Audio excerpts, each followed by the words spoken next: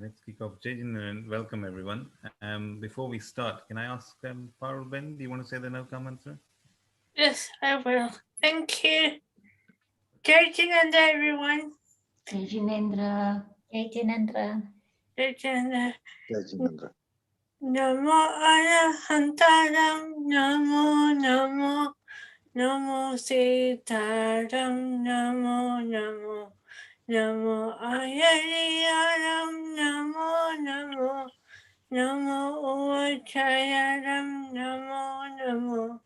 Namo Loye Namo Loye Savasahuram Eso Panchanamokaro Savapavapanashara Mangalarangcha Sarvesim Patamangha Mangalam Patamangha Mangalam. Thank you very much, Parul Ben and Jejin, and welcome everyone. Today's adult class, we are continuing with the book Eternal Wisdom by Gurudev Amar Muniji. Some wonderful takeaways that we've had from this book so far. And today we have Hina Bain, one of our teachers from the adult class, who will be talking about the importance of worship. So without further ado, if I can ask Hina Bain to kick off. Thank you, Nilesh Bhai. So I bow down to lotus feet of all the thinkers, Pujya Acharya Ji, all Sadhvijis, and dear sisters and brothers, Jai Jinendra, and good evening. As Nilesh Bhai said, we are continuing our Swadhyay on eternal wisdom. Today we are going to look at the chapter number 11, which is worship, that is bhakti. As you all know by now, that this book is really very, very practical and beautifully written by Upadhyay Sri Amar Muniji Maharaj. And the message is very, very simple, yet very profound. Okay, so and so far we have seen, we are looking at the main chapter, penance, and then so far we looked at go ahead, and go ahead mainly gives us the message that bring out the dormant power of our soul and proceed on the path of and confidence. And while doing this, even if you have to melt yourself, still keep marching on. That is Chalte Chalo, as all the speakers previously have been talking about it. And the other one we looked at is faith or devotion. So that gives us the message to have faith in your own soul. Otherwise, the soul is dead. It is only by faith one can win over difficulties and attain the goal of his life. So faith in self is faith in God. So today we are going to look at worship, that is bhakti. So let's look at it. But before we go ahead, I would like to ask you, what is worship? So I'm going to give you a couple of minutes, and if I can have few responses, please.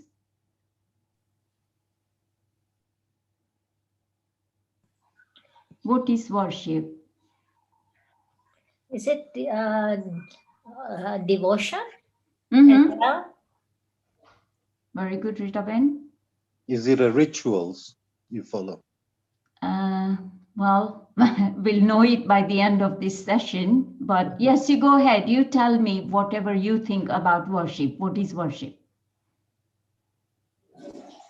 It's revering Bhagwan, who has amazing qualities and who has taught us so much. And who is that Bhagwan, Rita Ben?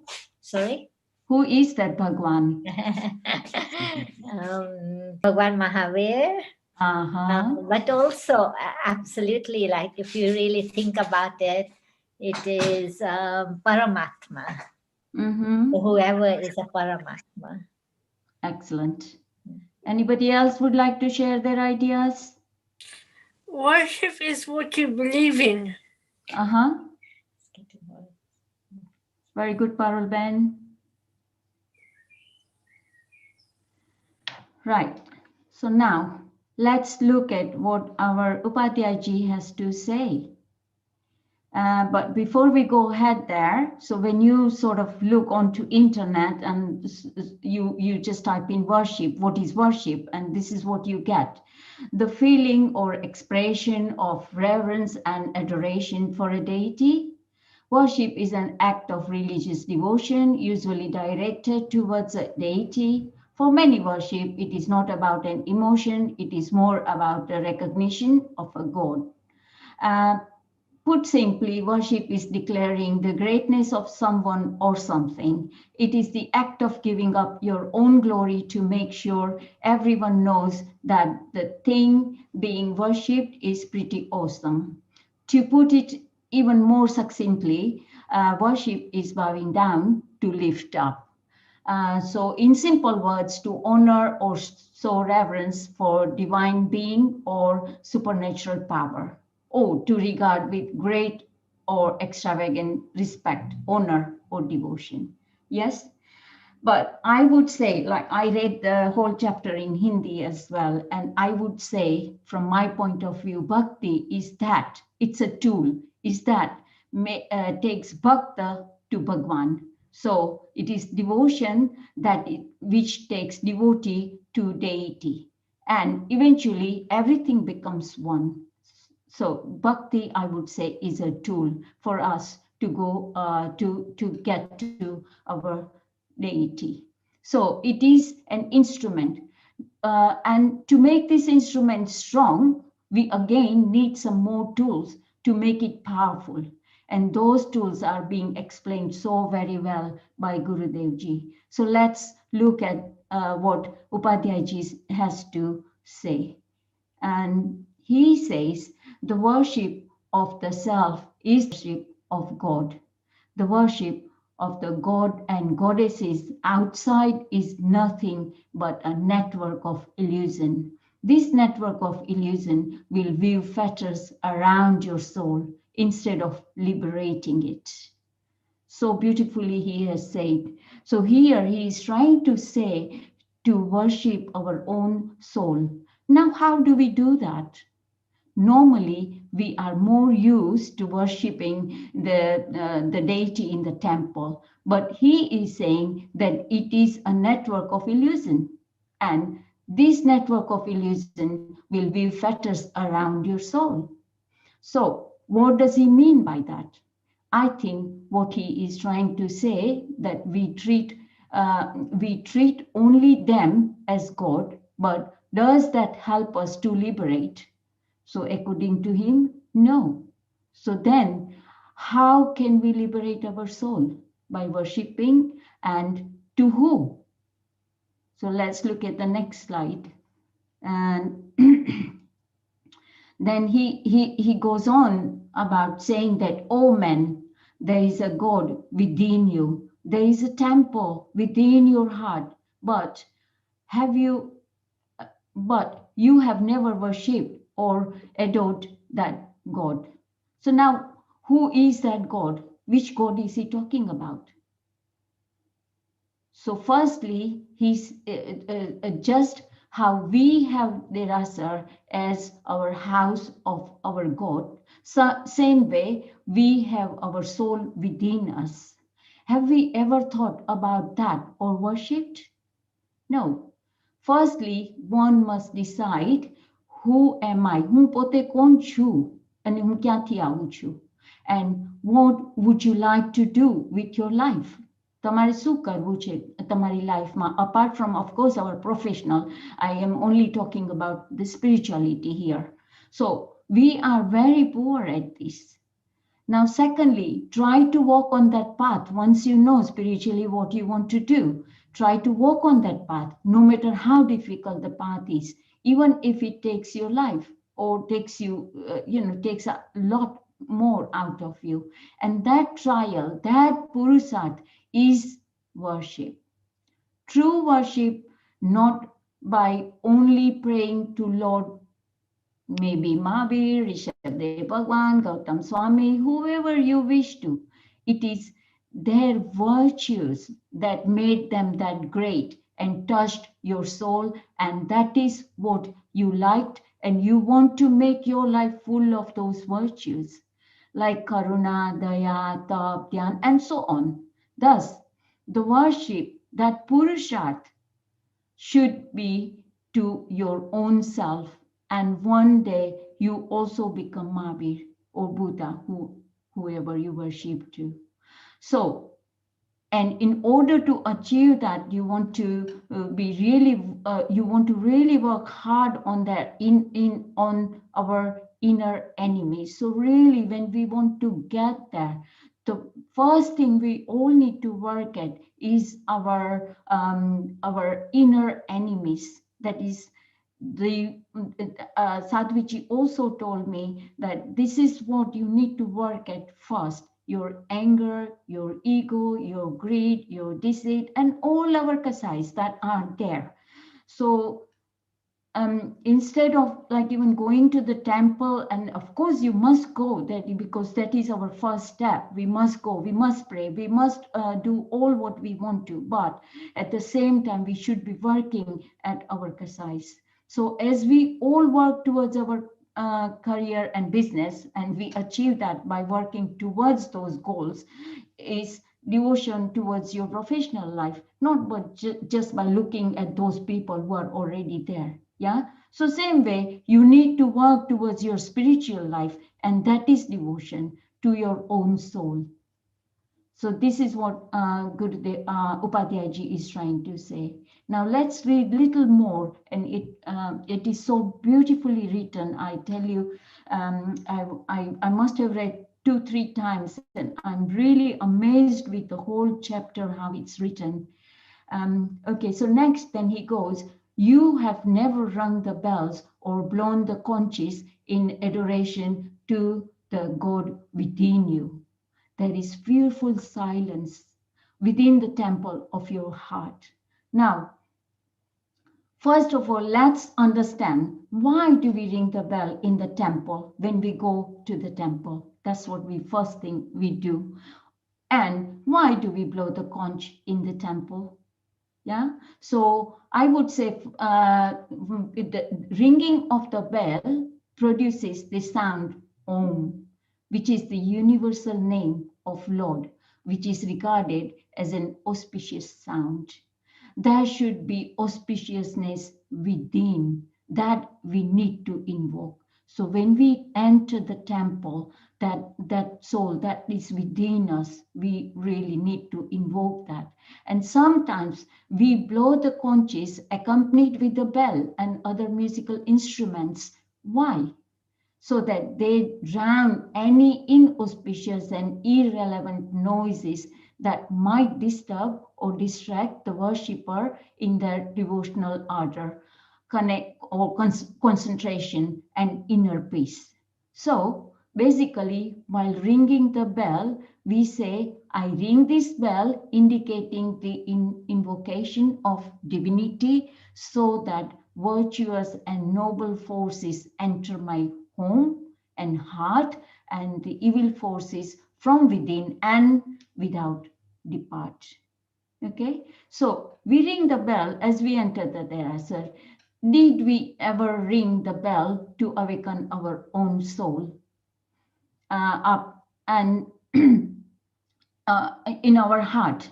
So really, we should be talking to our soul and awaken it. What do I want? How do I want my spiritual life? Now, do we ever think, who am I? How I want to progress on the spiritual on this spiritual path? As I come back to the same thing, that this is what really needs. And blow the conch in the derasar in adoration of God. But did we ever blow any instrument to adore our own soul? We are always outward, then inward. And you know, when this, when I look at our Lord Mahavir or any of our Tirthankar Arhan Bhagwan, when they are sitting in the Samosaran, there are so many beautiful things are happening around them. But do you ever see that? Is there anything that is touching them? No, they are so peaceful, they are so blissful within their soul. And this is what it is, that but we are always outward, we always get carried away with all the outside activities. Yeah. And then Upadhyayji carries on with the same thing. You have never cleaned the temple of your heart. So much of dirt has accumulated there. The poor God has been submerged in the heap of rubbish.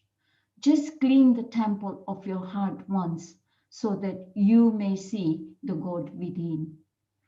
Now, which dirt and which rubbish is Upadhyayji is talking about? How do we clean that?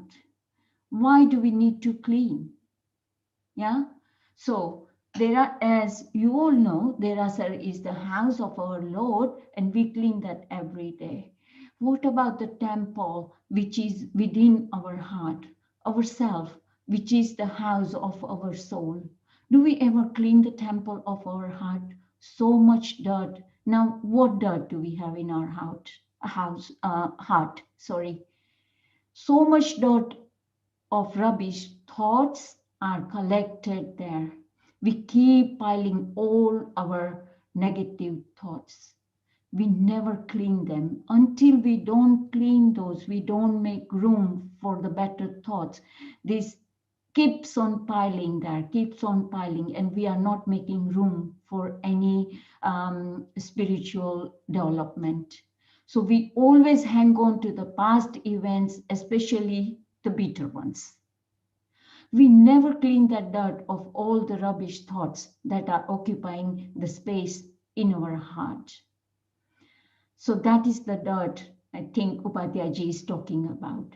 And in fact, that poor God has been submerged in the heap of rubbish, heap of past bitter experiences, very few good experiences, but mainly the very bitter experiences we carry on and on and on, that we remember. And if we want to be positive, try and forget the bitter experiences. Make some room within your heart, as if and the way we can do it, we believe in karma theory, and every time anything happens, if we start taking it that this is probably the fruit of my past karmas, and carry on that way, at least we keep cleaning our heart.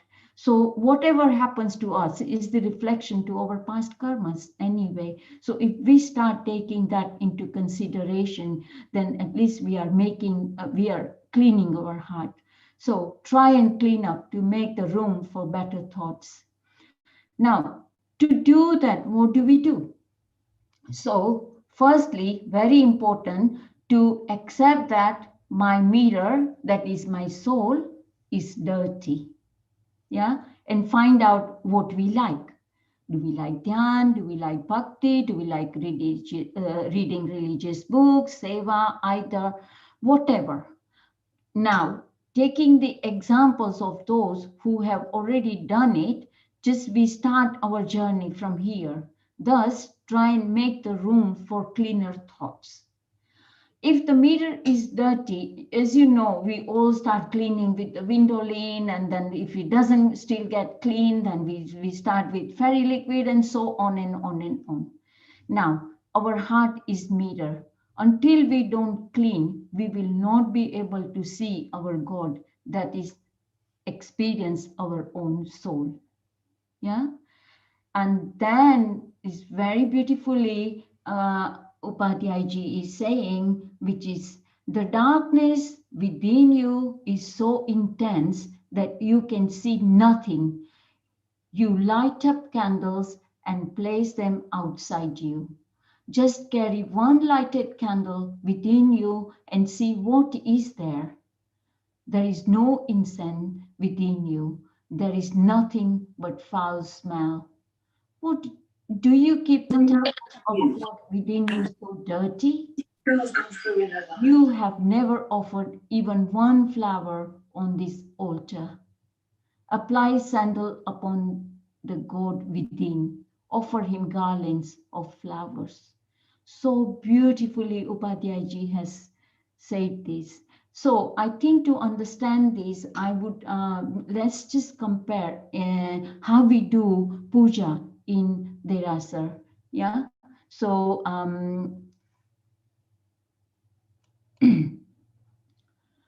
when we go to Derasar, first of all, worshipping, is it for us or for deity? When we are doing puja, who do we do puja for? Would anybody like to answer that?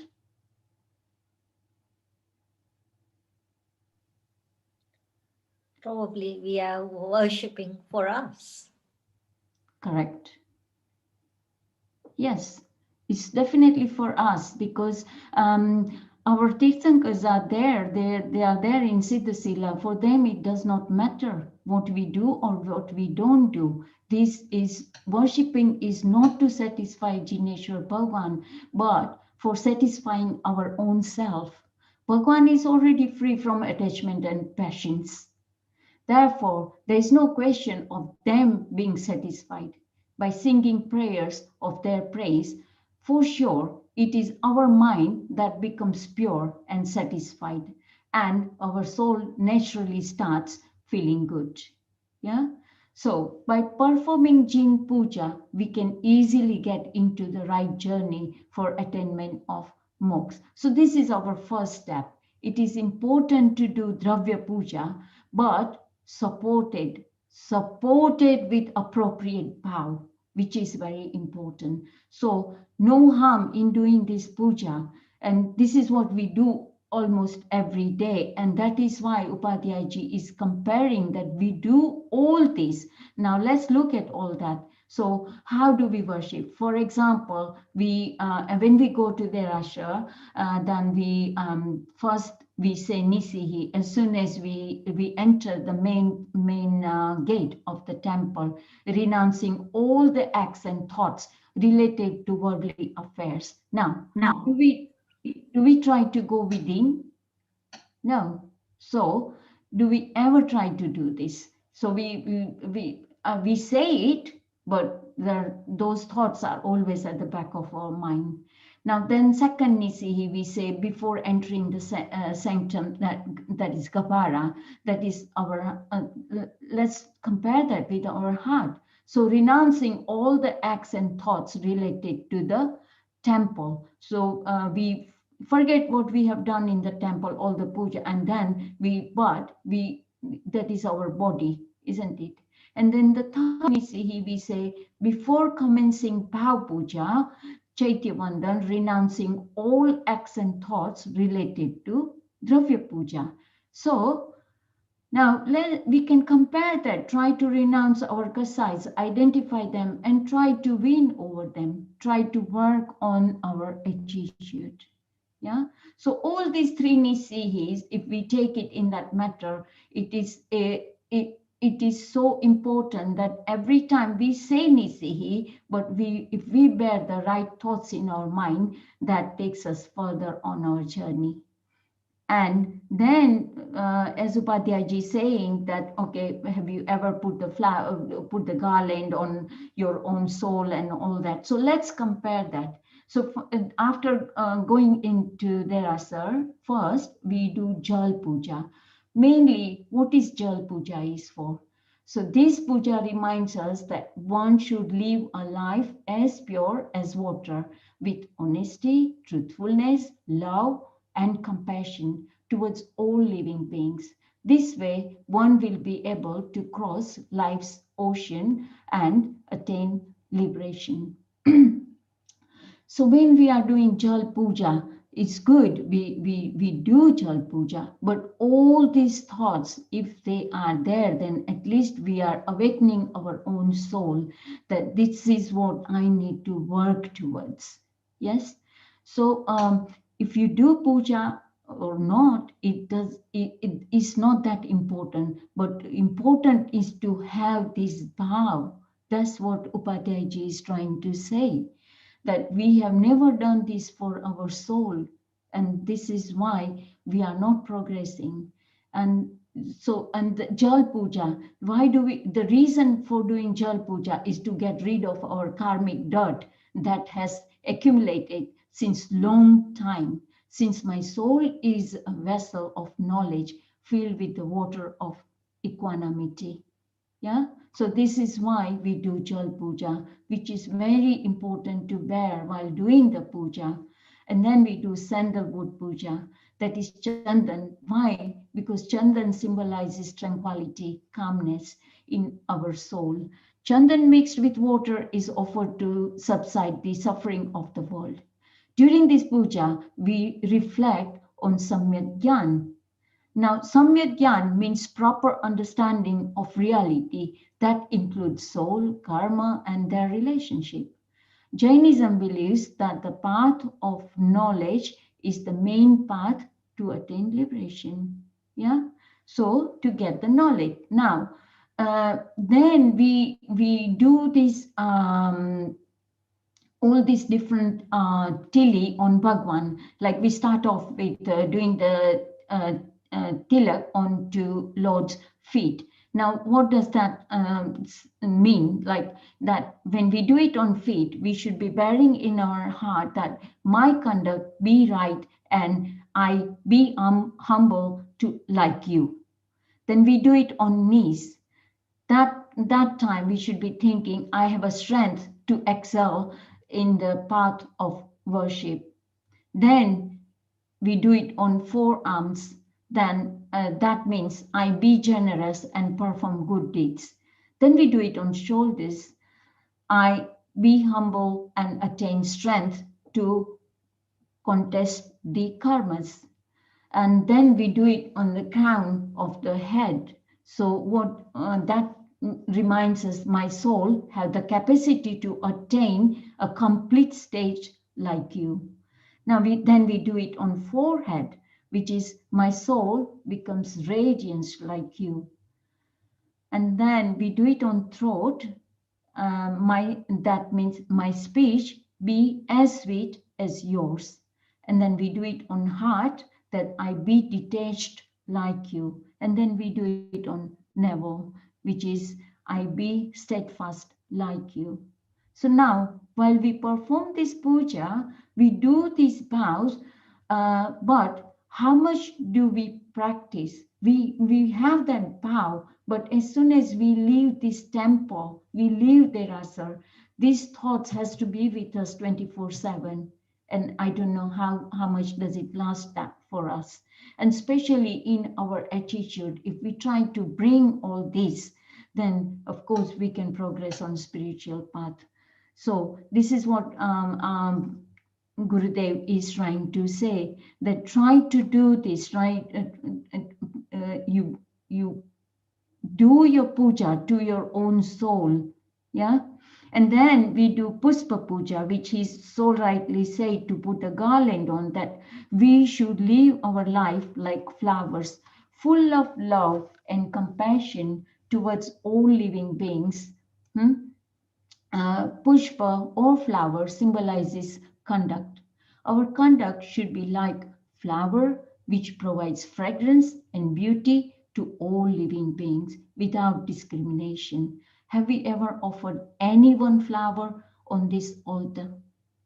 That's what Gurudev Ji is asking. So this is so beautifully explained, that why we do flower puja. And if we carry all these after we leave Derasar, then of course we can progress so very well. And the meaning of flower puja is to develop the right faith. Yeah. And then we do Dhup puja. By placing Dhup, that is incense stick, we initiate the upward meditation to destroy the bad odor of mithyatva, false faith, and manifest our pure soul.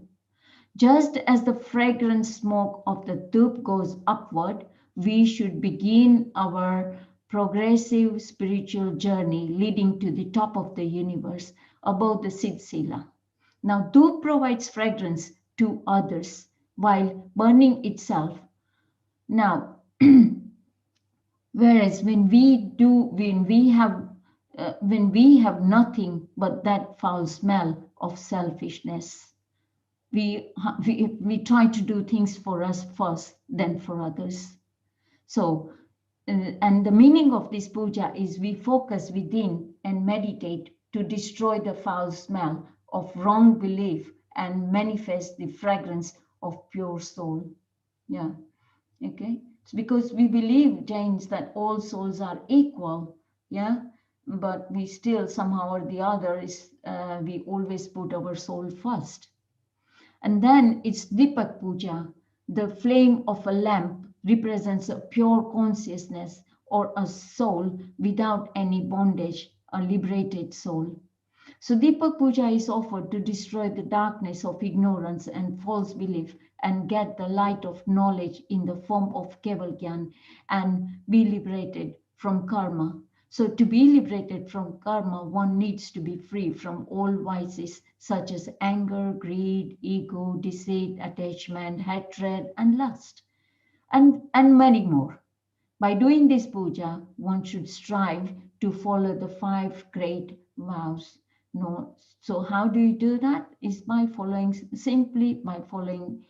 these great 5 vows. And of course, for us Shravak, it is 12, and which is partial, but whatever we can do. So ultimately, proper conduct coupled with right faith and knowledge will lead to liberation. Now, the meaning of Deepak Puja is all sorrows and the darkness of our soul, ignorance be dispelled, and the inner lamp of light, true knowledge, is lit, which is Keval Gyan. So Keval Gyan is lit. Then we do Akshat Puja. So by offering pure and unbroken rice grain in the form of we do that satya, that is Nandavarta. We meditate in front of Arhant Bhagwan, and keeping all our worldly attachments away. The rice grain without the husk called akshat.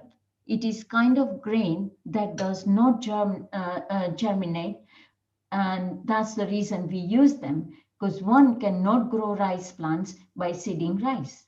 It symbolizes the last birth. By doing this puja, one should strive to live the life in such a way that at the end of this life, one will be liberated and not born again. So that rice reminds us this. And then Naivedya Puja we do. In the course of the cycle of birth and death, I have remained hungry many times, but that was transitory. O Arhant Prabhu, give me the permanent state where there is no desire of food. Naivedya symbolizes tasty food. By doing this puja, one should strive to reduce or eliminate the attachment to tasty food. Healthy food is essential for survival. However, one should not live to eat tasty food. The ultimate aim in one's life is to attain a state where no food is essential for one's existence, and that we all know is the life of a liberated soul who resides in the moksha forever in ultimate bliss. And then we do Phal Puja. What does that symbolize? Is symbol of moksha or liberation. If we live our life without any attachment or worldly affairs, continue to perform our duty without any expectations of rewards, truly follow an ascetic life, and have love and compassion towards all living beings, we will attain the fruit of liberation. This last puja symbolizes the ultimate achievement of our life. And then, of course, we do chamar and darpan and all that is because we believe that Tirthankars are spiritual kings. So we do all that, but there is no offering there. And then what we need to do is worship is more than singing beautiful prayers in the temple. I think this is what I would say, that we by doing all this puja, first we need to find out our weaknesses and try to alter it. Yeah.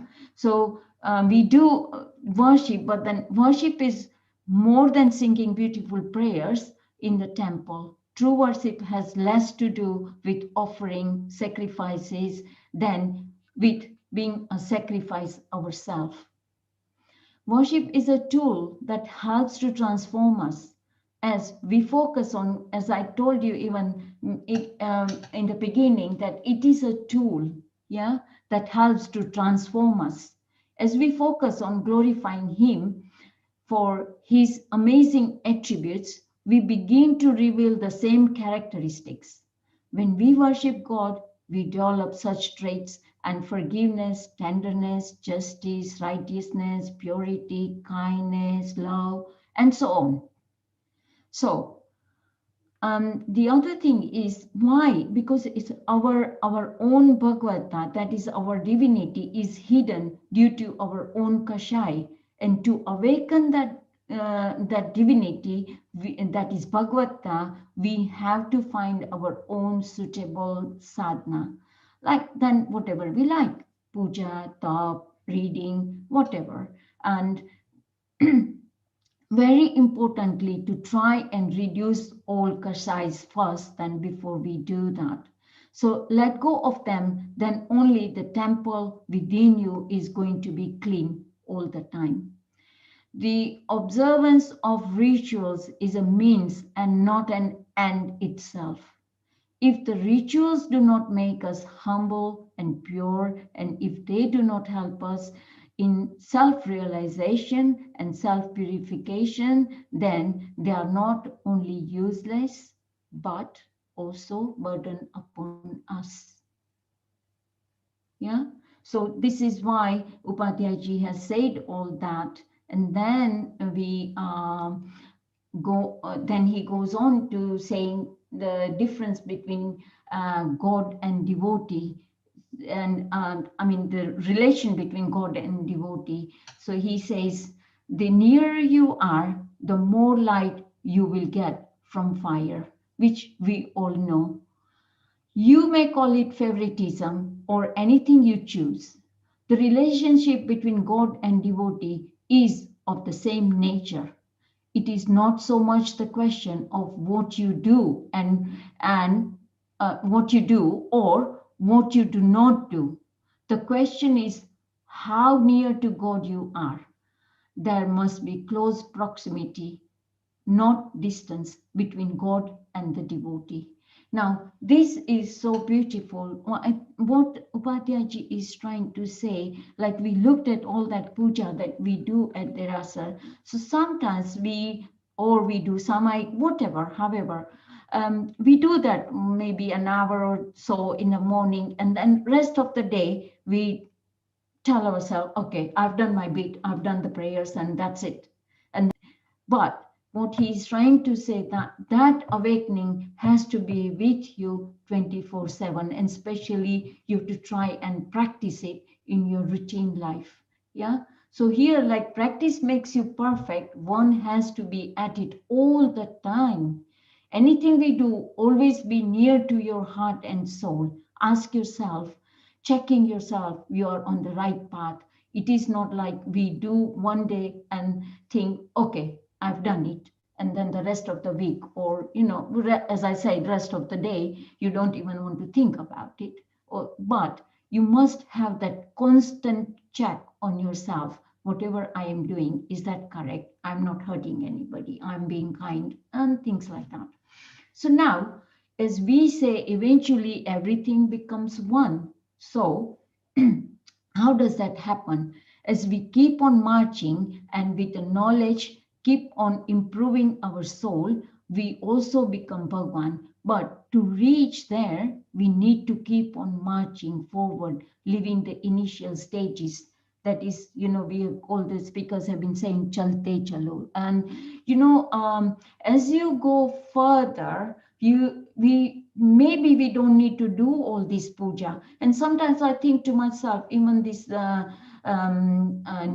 and like Sadhviji, and they don't do puja, but they have gone much further away, much farther than those initial stages. Yeah. So just the way while climbing the stairs, we need to let go of the first stage in order to get onto the second. Thus, slowly, we have to let go the initial stages, initial steps. So, leaving Dravya Puja, concentrate on Bhav Puja, and eventually your soul becomes purer and purer, and you achieve godlyhood. Yeah, of course it's far, but we have to keep marching on. We have to keep going. So I just would like to tell you the meaning of those three words, Bhakta, Bhagwan, and Bhakti. So let's look at Bhakti, which is devotion, yeah, which is Gyan. So how everything eventually becomes one. So Gyan is the connection between Bhakta and Bhagwan. And to know or to achieve this connection, we need to gain knowledge, do upasana and purushat, and then we get that. And then bhakta, which is devotee, which is gyata, and that the actual meaning of bhakta is that person who is not vibhakta, meaning he is not separate from soul. For that, there is no need to search for it outside. And the meaning of Bhagwan is divine, of course, and Geya. So Gyan, Gyata, and Geya. So Bhagwan is the word which is made up of two, which is Bhag and Van. Yeah. So Bhag means that who has, you name it, and he has got the attributes. He has all the attributes on this world, like Aishwarya, Virya, Yash, Shri, Gyan, and so on, Vairagya, and so on. So he is full of those virtues, and Van means full of, yeah. So like, we say Dhanvan. So Dhanvan, the person who has got a lot of dhan, who is very rich, we call him Dhanvan. In the same way, Bhagwan. So Bhagwan, he has got all the attributes, full of attributes, and that's why we call him Bhagwan. So this is three things eventually becomes one. Yeah. So this is the constant journey till we reach the top, and then everything merges into one. Then let's look at what Upadhyaya now then he talks about the true worship. What is true worship? True worship of God does not consist in offering fruits and flowers or in lighting candles. God's real worship is that man should follow the divine principle as laid down by the great seers. Men should adopt and practice noble thoughts and noble ideals of life as laid down in the great religious scriptures. This is the real worship of God. How beautifully he has said. So this is our worship that we follow, rather than is like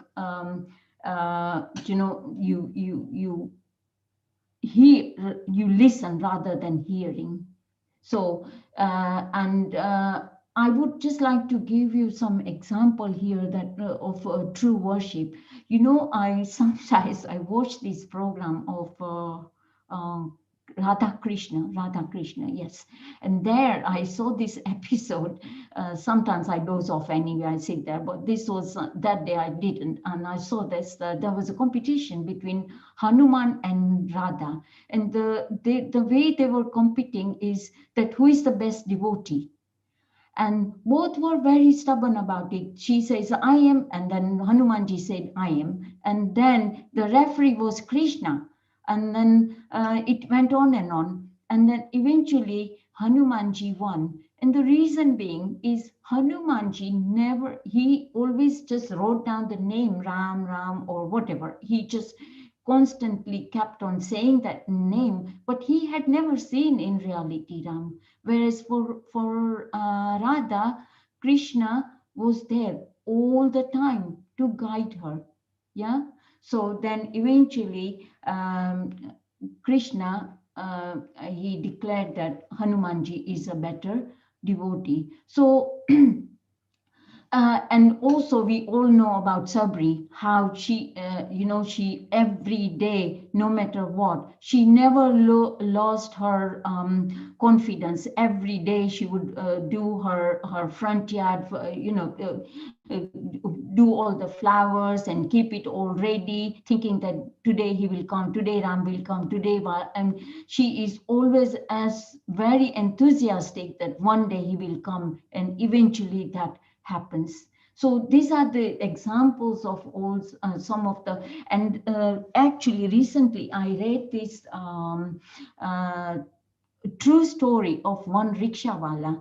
So that rickshawala would he goes and takes this one of the Jain gentleman, like he goes to this Derasar every day. So only with this rickshawala. So this rickshawala always takes this gentleman to Derasar. And one day he asked him, "Do you go to do puja? Do you go to Derasar?" And he said, "Yes, sir." And then he said, "Okay, so when do you go? How do you go?" And that rickshawala says, "Well, I get ready in the morning first before I start my day." And so he says, "Oh, that means you must be living nearby here." And he said, "No, my town is 90 kilometers away from here." So then this gentleman asked him, "So how do you go there? How do you travel 90 kilometers every day?" He said, "No, sir, I don't. I live in my rickshaw. I get ready in the morning in my rickshaw, and then I go to the Derasar. I come back, and then I do my living. I run the rickshaw for the rest of the day." So then that gentleman had felt pity for this rickshawala, and he said, "Oh, so okay, today I'm going to give you some money. I'm going to help you to buy a place here in the same town, so you don't have to go up and down," because he was going to his town only once a week. And the rickshawala said, "No, sorry, sir, but I wouldn't like that help, or I wouldn't like to leave my town." And this gentleman asked him, why would you like to leave? And why would you be away from your family? He said, "No, because where I live, that 90 kilometers away, there are no Jain houses. It's only my house, where all these monks and nuns, they come and they come for gotri, and mine is the only house who can provide the right food for them.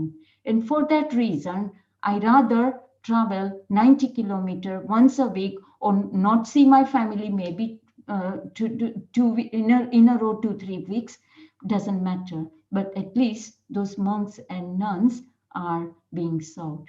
So you can see the devotion. This is called real devotion. Yeah. So now,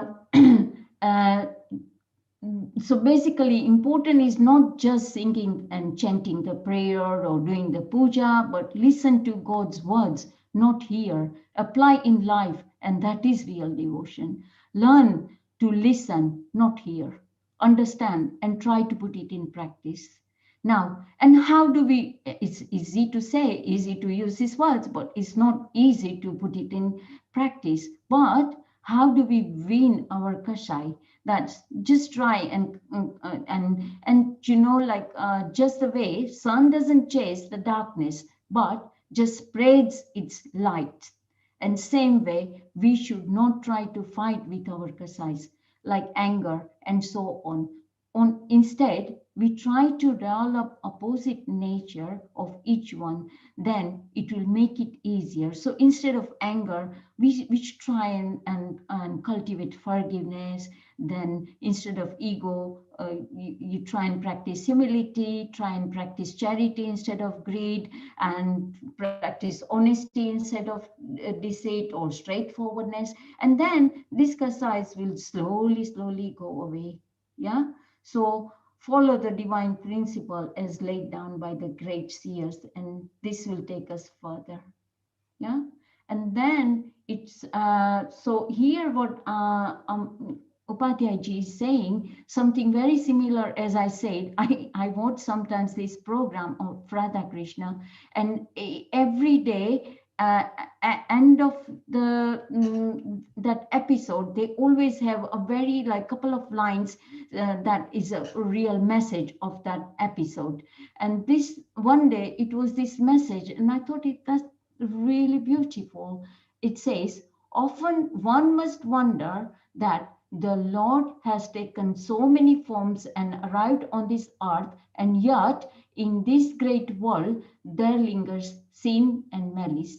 What could be the reason for it all? The reason is us. Whenever any one person guides this world and shows us the righteous path with the good intent and hoping for a well-being of others, we hold that person as a deity. We end that person's image and nature as a man. That man is no longer the breaths he takes, but the ideals that he brings forth for the world. And we end those very ideals. This is not right. We hold that person as a divine and ask for his help, even if he is deity. He has come to this world in a mortal form, and the power and the deeds gained in life is from his mortal form, to show you that even you can do the same. And the greatest tribute to those pious beings would be to follow their footsteps and not to grovel at their foot. There seek no offerings of flowers, but to act on their ideals and spread goodness. Deeds that will bring goodness to you and to the world, you must do so. So it is so much similar to what Upadhyay ji is trying to tell us. Right, coming back to Upadhyay ji, he is saying actionism and devotionalism. So he's now comparing we act and we get the fruits of our actions. This is the Jain philosophy of actionism, which we all know. We know whatever we do, we pay for it and we get the fruits for it. Now God acts and God gets the fruits of his actions. This is the Vaishnava philosophy of devotionalism. The problem of life can be solved by either of these two philosophy, provided they are faithfully adopted and practiced. In life, singleness of faith and devotion is the nectar of life, and this can be obtained in either of the two ways mentioned above, if followed with faith and sincerity. So this is very simple. Like Upadhyay ji is asking us as Vaishnavas, for them dharma there is its the duty without craving for fruits of one's actions as a form of spiritual path to liberation. So they do, but they don't wait for any results or any whatever the karmas they do. They just keep on doing. They don't crave for the fruits of it. Whereas we as Jains, we always believe in karma theory. We act and we get the fruits of the actions. Now, the problem sometimes Vaishnavas that we accept whatever God gives us is his prasad, and we shouldn't be complaining. So Bhagwan je kare e બધું સારા માટે જ કરે છે. So this is what Vaishnav and બધું જ ભગવાનના નામ ઉપર જ કરે એ લોકા. But the thing is, the problem in this way is sometimes what happens is when good happens, then, oh, yes, Bhagwan a kairu mara mate. But when something bad happens, then they start blaming Bhagwan. Oh, why is God punishing me? Now, this is this is what happens sometimes with this devotionalism. Yeah, and then they get upset with it. That if something bad happens, yeah. So and then after that, Upadhyaji is saying that the secret of devotionalism, devotion is not slavery or surrender to the deity, which is so true, which is, it's like devotionalism means the establishment of identification or oneness between the devotee and the deity. You have to have that faith, you have to have that courage to accept him as that whatever. And we all have been studying Gita Ji with Srila Pichi Maharaj, and that's where Arjun puts all his faith into Krishna, and he's ready to do whatever Krishna is asking him, and that's the devotion, that's the faith that makes him win the battle. Yeah, so you so it really is not, it is not about, and the same thing applies when you want to accept somebody as a guru.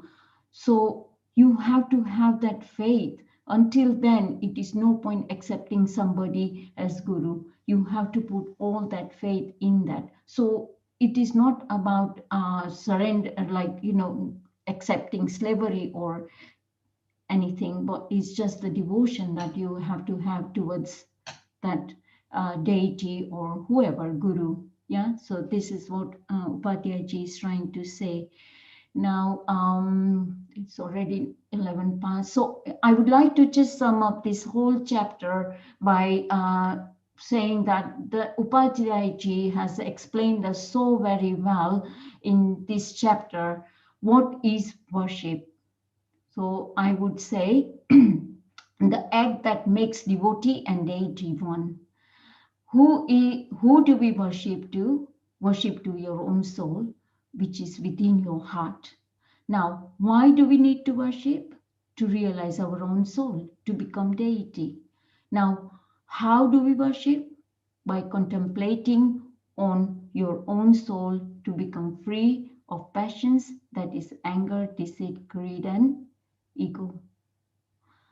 So I would like to end my talk here, and મારાથી કાંઈ પણ જૈન આજ્ઞા વિરુદ્ધ કાંઈ પણ બોલાયું હોય તો તસ્મિચ્છામિ દુક્કડમ, અને આપના કોઈ પણ ક્વેશ્ચન હોય તો please ask me. Thank you, Hinaben. Has anybody got any questions for Hinaben?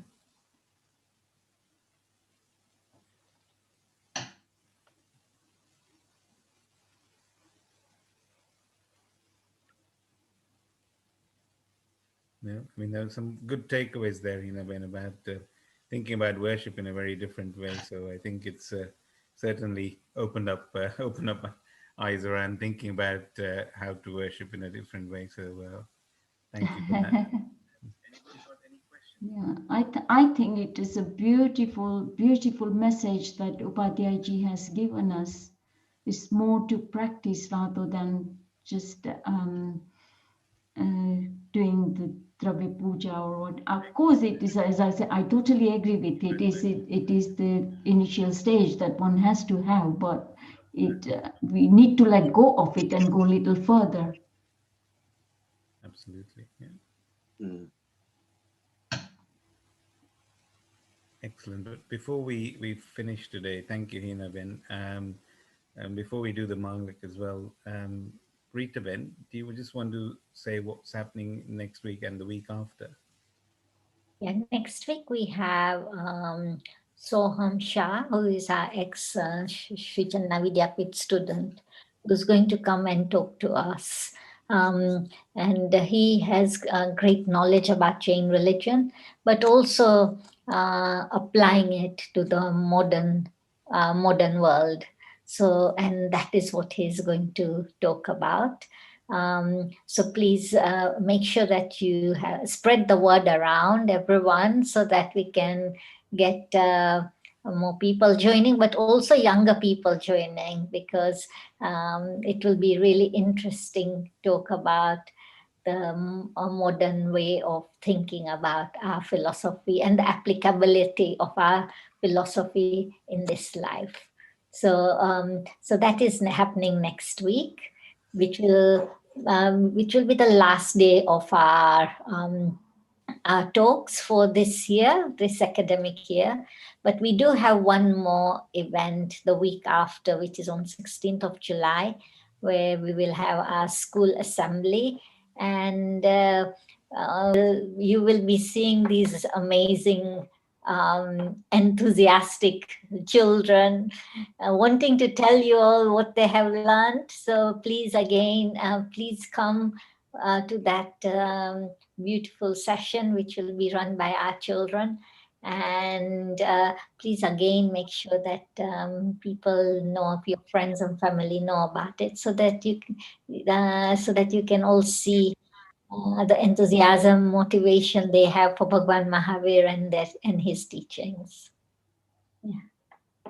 Thank you, Rita Ben. And definitely it's going to be young at heart for the next 2 weeks. I think Yeah. certainly for all of us. And also, as Rita Ben says, please do pass the message so that we can get a lot of young people. I think, again, so some of you have listened to him before, is really inspiring. And so someone that age to be talking about it, definitely worthwhile. So do pass the message along to everyone. And the following week, I think, as Rita Ben says, you're going to see some really enthusiastic children talk about what they've been learning in the school over the last term. So looking forward to that. And definitely something for the next 2 weeks to bear in mind. Excellent. Thank you, Rita Ben. A lot of fun the next 2 weeks. Absolutely. Excellent. Good stuff. Can I ask Hina Ben, do you want to do the Manglik, please? Yes, sure.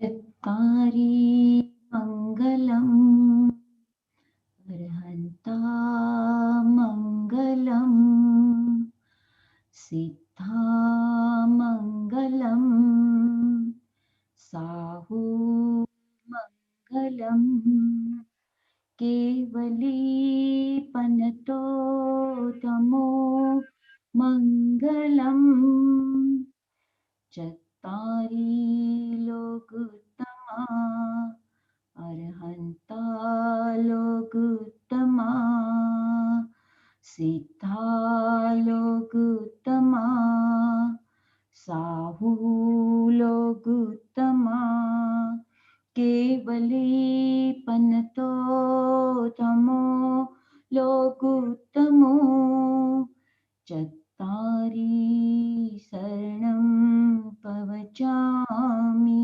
Te Saranam Pavachami Site Saranam Pavachami Sahu Sharanam Pavachami Kevali Panatam Dhammam Saranam Pavachami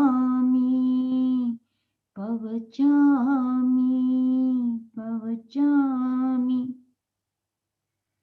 Jai Jinendra, everybody. Jai Jinendra. Thank you very much, Hina Ben. Jai Jinendra, everyone. Have a good evening and a wonderful weekend.